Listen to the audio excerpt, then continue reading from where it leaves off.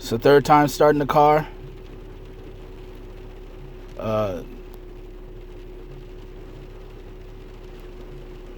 It's November 20th. Car just got out the shop, just picked it up on Saturday. Was there for 2 weeks. Once again, air's not working. No heat, no air. Wiper's not working.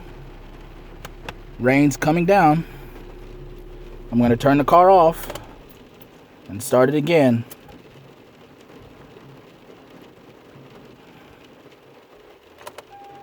Alright, so we'll see if I turn it on the accessories part. Car's not fully powered up, as you can see from the dash and everything else. And you can hear the air's on. Now let's see what happens when I'm fully powered up.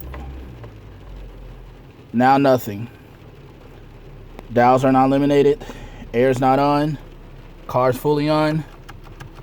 Wipers once again not working.